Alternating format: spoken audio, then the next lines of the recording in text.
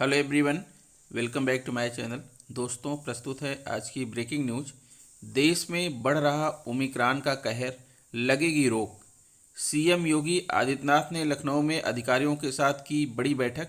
Basic शिक्षा विभाग सहित इन मुद्दों में चर्चा। प्री प्राइमरी हेतु जनपद स्तरीय नोडल समिति को नामित करने के संबंध में महानिदेशक का आदेश। बिरयानी को लेकर शिक्षकों में हुआ विवाद। 1.58 करोड़ से परिषदीय विद्यालयों में बनेंगे अतिरिक्त कक्ष। शिक्षक को एबीएसए ने जारी की कारण बताओ नोटिस। बढ़ी महंगाई राहत का आदेश न होने से पेंशनर नाराज। उत्तर प्रदेश ने पांचवा और छठा वेतनमान पाने वाले कर्मचारियों को बढ़ाया डीए। नियमित होंगे संविदा कर्मी। आइए देखते हैं दोस्तों खबरें विस्तार से। जी हाँ दोस्तों, आप देख पा रहे हैं खबरें विस्तार से किंग्समैन ई-हब यूट्यूब चैनल पर। सीएम योगी आदित्यनाथ ने लखनऊ में अधिकारियों के साथ की बड़ी बैठक। बेसिक शिक्षा विभाग सहित इन मुद्दों में चर्चा। सीएम योगी आदित्यनाथ ने लखनऊ में अधिकारियों के साथ की बड़ी बैठक। बेसिक शिक्षा विभाग सहित इन मुद्दों में चर्चा। उत्तर प्रदेश के मुख्यमंत्री योगी आदित्यनाथ ने बुधवार को उच्च स्तरीय बैठक में कई बड़े निर्णय लिए और आला अधिकारियों को महत्वपूर्ण निर्देश दिए हैं। उन्होंने कहा कि कोरोना वायरस के संक्रमण के मामलों में बढ़ोतरी देखी जा रही है। कोविड से बचाव के लिए ट्रेसिंग, टेस्टिंग, ट्रीटमेंट और टीकाकरण की नीति के सही क्रियान्वयन से प्रदेश में फिलहाल स्थिति नियंत्रित है, लेकिन इस वक्त थोड़ी सी लापरवाही भारी पड़ सकती है। उन्होंने निर्देश दिया कि भारत सरकार की गाइडलाइन के अनुरूप नए कोरोना के नए वेरिएंट की रोकथाम के लिए सभी जरूरी कदम उठाए जाएं। मुख्यमंत्री योगी आदित्यनाथ ने बताया कि बीते 24 घंटों में 1,84,494 सैंपल की जांच में कुल 21 कोरोना वायरस से संक्रमितों की पुष्टि हुई। इसी अवधि में 14 लोग उपचारित होकर कोरोना मुक्त भी हुए। आज प्रदेश में कुल एक्टिव कोविड केस की संख्या 216 है, जबकि 16,87,633 मरीज कोरोना को मात दे चुके हैं। 18 करोड़ 88 लाख से अधिक कोविड टीकाकरण और 9 करोड़ 12 लाख से अधिक टेस्टिंग करके उत्तर प्रदेश टेस्टिंग और टीकाकरण देश में प्रथम स्थान पर है। यहाँ 6 करोड़ 56 लाख 60,000 से अधिक लोगों को टीके की दोनों डोज देकर कोविड का सुरक्षा कवर प्रदान किया गया। 12 करोड़ 31 लाख लोगों ने टीके की पहली डोज प्राप्त कर ली है। इस प्रकार टीकाकरण के लिए पात्र प्रदेश की कुल आबादी में से 83.55% को पहली और 44.54% लोगों को दोनों डोज मिल चुकी है।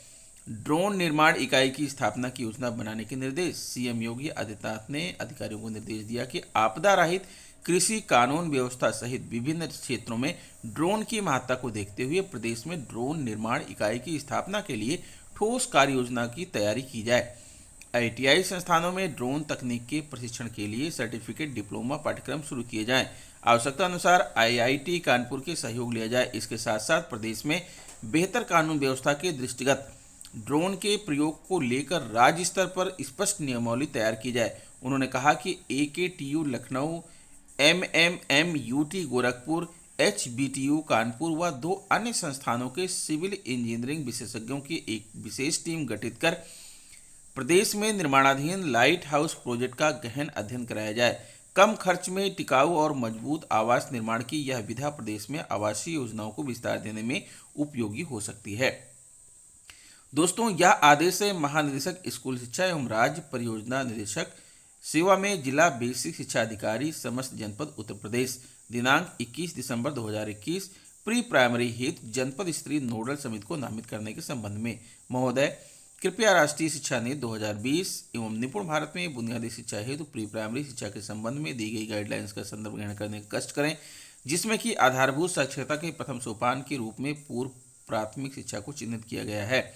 उक्त को ध्यान में रखते हुए बेसिक शिक्षा विभाग एवं बाल विकास सेवा एवं पुष्टाहार के संयुक्त प्रयास से पूर्व प्राथमिक शिक्षा हेतु गत वर्षों से हितधारकों के उन्मुखीकरण, क्षमता संवर्धन संबंधी कार्य किए जा रहे हैं।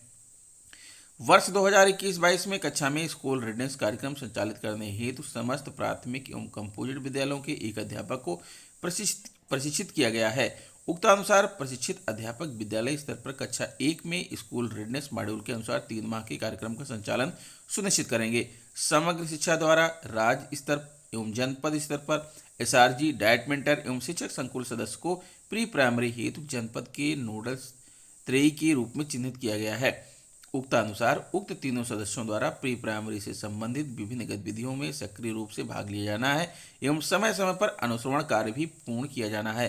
तदनुसार जनपद स्तर पर संबंधित हेतु आवश्यक संसाधन की उपलब्धता सुनिश्चित करना आपका दायित्व है, जिससे पूर्व प्राथमिक शिक्षा से संबंधित विभिन्न गतिविधियां सफलतापूर्वक संचालित की जा सकें एवं नियमित अनुश्रवण संबंधित द्वारा किया जा सकेगा। तदक्रम में अनुरोध है कि उपरोक्त निर्देशों के क्रम में कार्रवाई करने का कष्ट करें। प्रत्येक संकुल से नामित नोडल शिक्षक संकुल सदस्य सम्मिलित हैं। भौदी डॉक्टर पवन कुमार, यूनिट प्रभारी प्री प्राइमरी शिक्षा समग्र शिक्षा उत्तर प्रदेश। बिरयानी को लेकर शिक्षकों में हुआ विवाद। मिड डे मील में बिरयानी बनवाने का लगाया आरोप, भड़के ग्रामीण। बिरयानी को लेकर शिक्षकों में हुआ विवाद। शाहजहांपुर के प्रसिद्ध विद्यालयों में बुधवार सुबह 2 शिक्षकों में विवाद हो गया।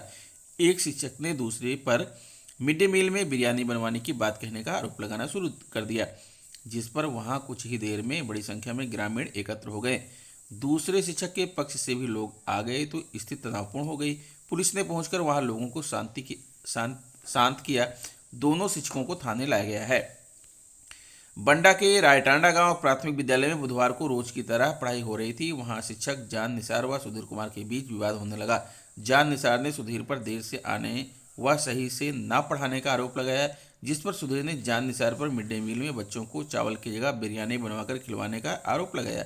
इसी को लेकर उनमें विवाद ज्यादा बढ़ गया। 1.58 करोड़ से प्रसिद्ध विद्यालयों में बनेंगे अतिरिक्त कक्ष। सुल्तानपुर जिले के 11 ब्लॉकों के 23 विद्यालयों में 1 करोड़ 58 लाख रुपए से 28 अतिरिक्त कक्ष का निर्माण होगा।